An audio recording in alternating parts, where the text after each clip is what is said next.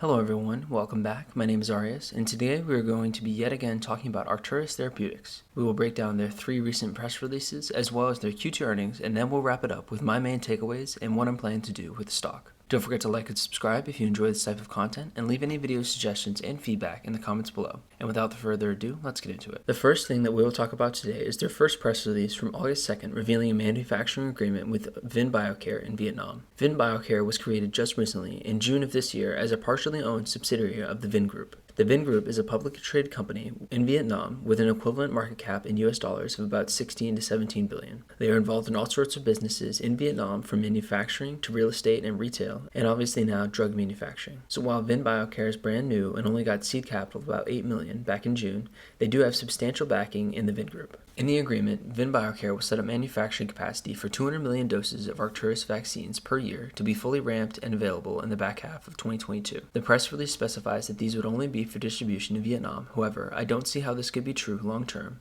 considering Vietnam has a population of about 100 million, and that would mean they would have enough doses for the whole population within a year or less. Also part of the agreement is Arcturus will receive 40 million in an upfront payment in addition to royalties on each vaccine produced. VinBioCare will also pay Arcturus for supply of mRNA drug substance. However, there will still be some technology transfer from Arcturus to VinBioCare, but since Arcturus is supplying the mRNA material, I doubt it is something crucial to Arcturus' long-term future. Outsourcing their vaccine production facility provides some definite advantages for Arcturus, including lowering their upfront capital investment. I'm glad to see that it seems they did not have to give up vital IP, but for my full thoughts on this agreement, I will need to know what exactly the royalty will be for each vaccine. The only downside to this agreement is that they were definitely giving up some of the potential profit from the vaccine sales to VinBioCare. However, the vaccine should be immensely profitable enough to make up for this. Additionally, and they have made comments supporting this on the earnings call, they will need to set up more manufacturing outside of Vietnam as well to fully meet their demand. The second press release from August 2nd announced a phase 1-2-3 trial of a new vaccine, ARCT-154, which is optimized against COVID variants, especially the Delta variant. While this is obviously good news that they have a vaccine against the variants, they have decided to make 154 a 2-shot vaccine, and this is extremely disappointing as it gives up one of their huge competitive advantages. This study will be funded by VinBioCare and will save Arcturus an immense amount of money, the specifics of which we'll talk about later. This opens up the potential for a EUA in Vietnam in December of this year, which is excellent to hear. The announcement of ARCT-154 shows that Arcturus can quickly update their vaccine platform to target variants of concern going forward. This slide shows the neutralizing antibody titers in macaques against multiple variants, comparing two 7.5 microgram doses of Arcturus 021 to 154. The results show an incredible improvement of 14 to 25 times the neutralizing titers in 154 versus 021, and is a good indication that 154 will at least be somewhat effective against the variants of concern. The next day, on August 3rd, there was another press release revealing that they had received approval for another clinical trial, but in Singapore with ARCT-154 and 165. ARCT-165 is another new vaccine to be primarily used as a booster. They later revealed on the conference call that 165 is particularly geared towards targeting the beta variant, and that they would reveal more on that at a later time. Both 154 and 165 will be evaluated as booster after a Pfizer vaccine, as well as a primary vaccination series. Their CTA was approved in Singapore for a phase 1-2 trial that will be partially funded by the previous grant from the Singaporean government. This development is without a doubt significant for Arcturus. Early on in the development of their vaccine, it was thought that it may be possible that because COVID had mutated much, that one vaccine could be effective against all future COVID. This has been clearly proven verifiably false by the rise of multiple COVID variants that have significantly weakened the efficacy of the current vaccines, with a preprint of a new study suggesting that the Pfizer vaccine is only 40% or so effective against the current strain of COVID. While the rise in these variants is obviously tragic on a human level, it has opened up a new market opportunity for Arcturus to fill by distributing booster shots to more developed countries. This could be huge for Arcturus in years to come and raises their potential significantly. Now let's get into the Q2 earnings report. First, the financials. They reported revenue of $2 million, which was roughly the same as the year before.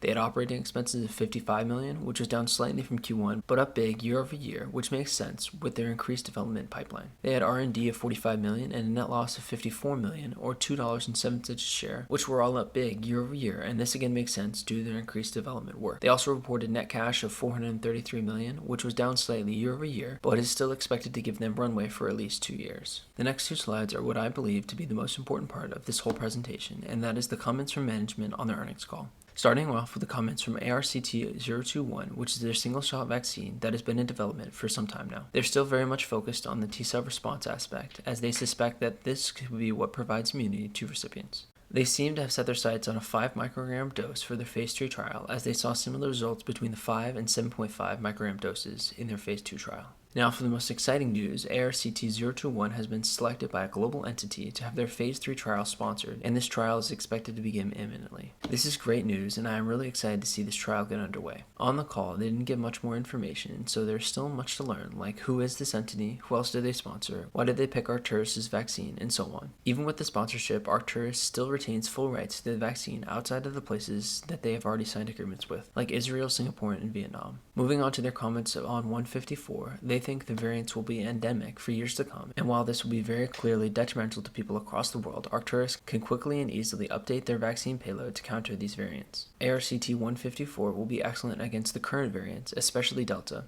but it will need to be further updated in the future to counter future mutations. Another one of the most exciting lines in this presentation was about how they increased the vaccine efficacy so drastically with 154. They cited a few specific learnings of the past year in developing 021, and this is great to hear, as going forward they will incorporate these learnings to make better vaccines. As far as I could tell, we did not get any indication as to why they chose a 2-shot vaccine, and I reached out to their IR team, but I have not heard back yet. A quick word on ARCT-810 for OTC deficiency. They have been approved for a phase 2 trial in Britain, however, these results are not expected until the latter half of next year, 2022. On the call, they quickly mentioned a collaboration that they have with Vertex for UX053 that had been approved to be advanced into a phase 1-2 trial this quarter. They also mentioned that they had saved over $300 million in trial costs by partnering on their 154 and 021 trials, which is huge, as this would have been over 2/3 of their cash. Another thing they mentioned was that they intend to use the VinBioCare funded study on 154 to get it approved in developed markets as well. They will design the study with international standards in mind, and they will discuss this with the FDA soon. We didn't get much information about 165, except that it'll have the bias to attack the beta variant, and that they would talk about this more at a later time. Finally, for my conclusions, Arcturus is moving forward with new programs that we should see the results from by the end of the year,